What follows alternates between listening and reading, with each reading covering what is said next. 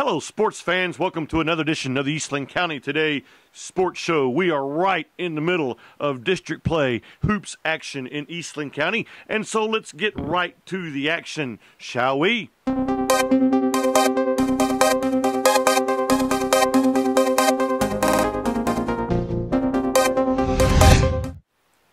Let's go to Cisco and talk about Lobo and Lady Lobo basketball action. This past Friday evening, the Lady Lobos opened district play with a 68-52 victory over the Clyde Lady Bulldogs. Kelsey Kent, 6 3-pointers for 18 points. Natalie Cortez, 10 points in the victory. Also that evening, the boys traveled to Brownwood and lost to the Lions 86-77 in that game. Dwayne Walkingstick scored 25 points. Jackson Hearn and Taylor Massey each had 17 in the loss for the Lobos.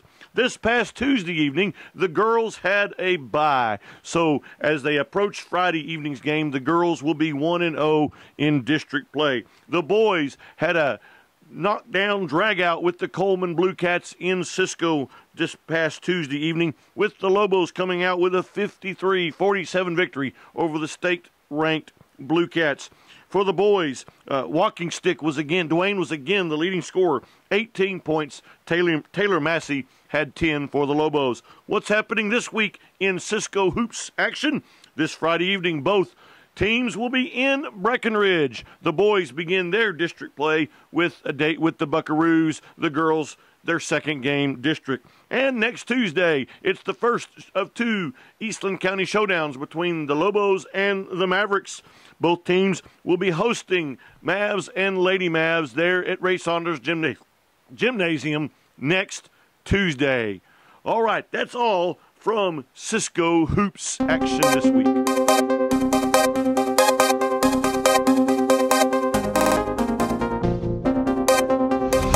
See what's going on with Mavs and Lady Mavs hoops action. This past Friday evening, the girls were off opening their district play, and the boys battled Jim Ned, and the Indians came out on top 62-41 in that game. Parker Roberts scored 11 points, and Brant Bailey added 8 for the Mavericks. The Lady Mavs opened their district play this past Tuesday evening with a victory over the Dublin Lady Lions, 47-42. Great win for the Lady Mavs. In that game, Haley Stacy scored 15 points. Rosa Ojeda added 12. The Lady Mavs are now 1-0 in district play. The boys finished up their non-district schedule with a date with the Stephenville Yellow Jackets, and the boys came away with a 54-42 victory over Stephenville. In that game, Tyler Gwynn led the way with 17 points. A trio of Mavs scored 9 points. Brody Forrest, Parker Roberts, and Brant Bailey. This week, the Mavs will travel to the Mavs and Lady Mavs will host the Clyde Bulldogs in a district matchup here at Marshall Gymnasium on Tuesday. I'm sorry about that. Mavericks and Lady Mavs home Tuesday evening to battle Clyde. And then on Tuesday evening, that's Friday, this Friday, Tuesday evening, they travel to Cisco. As I mentioned earlier, Eastland County Showdown, Cisco and Eastland. The Mavs travel to Cisco to take on the Lobos and Lady Lobos. That's what's going on in Eastland hoops action.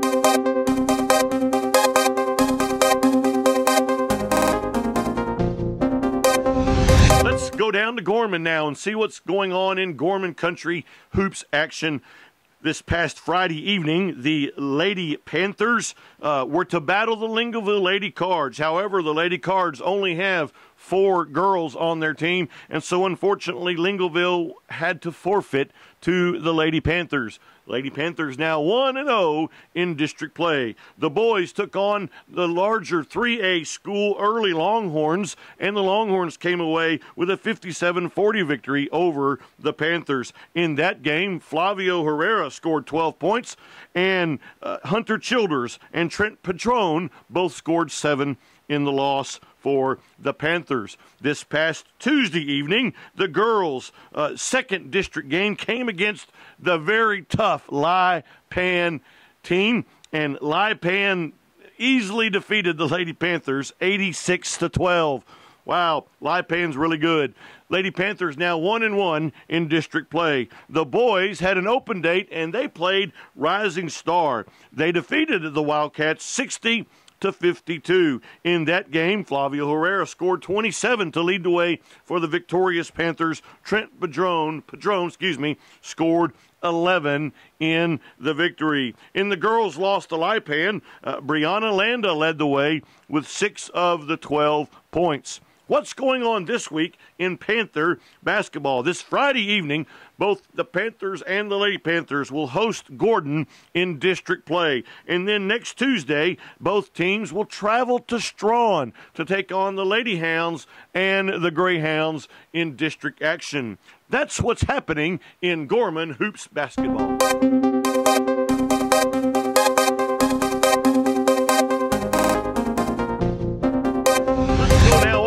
To Ranger and see what's happening with the Bulldogs and the Lady Bulldogs. Last Friday evening, both teams traveled to Santo to take on the Cats and the Lady Cats. Then both teams unfortunately fell to Santo. The Lady Bulldogs lost to Santo 50-32 in that game. Michaela Ewing scored 10 points, grabbed 10 rebounds for a double-double. The loss moved the district record for the Lady Bulldogs to 1-4.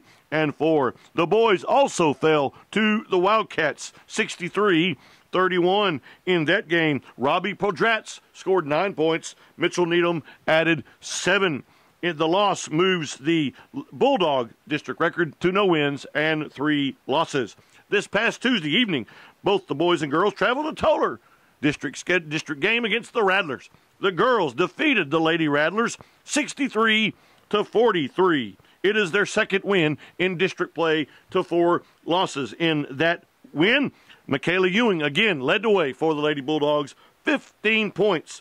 A trio of Lady Bulldogs scored 10 in the victory. Mia Cherry, Kat McCullough, and Madeline Ellerby all scored 10 points for the Lady Bulldogs. The boys unfortunately lost to the Rattlers 57-22. Robbie Podratz again led the way for the Bulldogs, 7 points. The Bulldogs are now 0-4 in district play. What's going on this week in Ranger basketball? Both teams can take a break.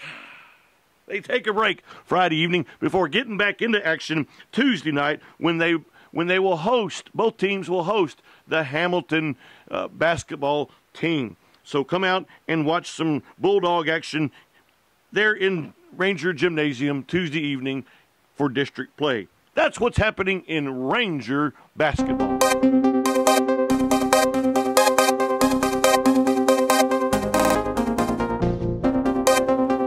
Time for Rising Star basketball action. This past Friday evening, the girls, the Lady Wildcats, took on Moran and defeated Moran 55-14. That moves their district record to 1 win and no losses. Good win for the Lady Cats there against Moran. The boys also won Friday evening. They defeated the Cowboys of Woodson 65-48. In that victory for the Cats, Matthew Lawrence scored 21. Tommy Gann scored 20 in the win. This past Tuesday, the ladies ran into a very good May Lady Tiger team and fell 73-21. Yari Rodriguez led the way for the Lady Cats with 6 points. The boys lost to Gorman. We've already mentioned that. Gorman beat Rising Star Tuesday evening 60-52.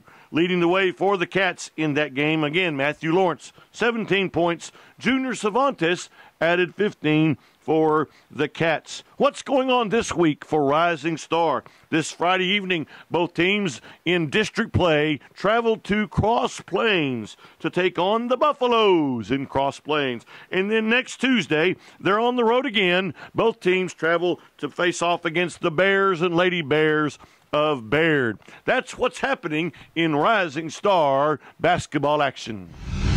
And finally, let's talk about our college action for just a moment. Both Cisco and Ranger involved in conference play already. North Texas Junior College Athletic Conference basketball action. The Rangers ladies and men both visited McLennan Community College, and the ladies ended up falling to McLennan 74-57. The men are 1-0 after they defeated McLennan in an exciting 60-59 victory. The boys 1-0 conference play, the girls 0-1. Both teams this week will travel to Collin on Saturday, and then they'll be back home at Ranger next Wednesday to face off against Temple. That's Ranger College basketball action. Also, Cisco College, the Lady Wranglers are involved also. They started their conference action. They're in the same conference, the North Texas Junior College Athletic Conference, and they played Temple last Saturday and fell 68-53. They are 0-1 in conference action. This Saturday, the Lady Wranglers will be at Southwestern Christian College. Next Wednesday, they will be home against McLennan Community College. That is your college wrap-up. Have a wonderful weekend. Make some great memories. God bless you.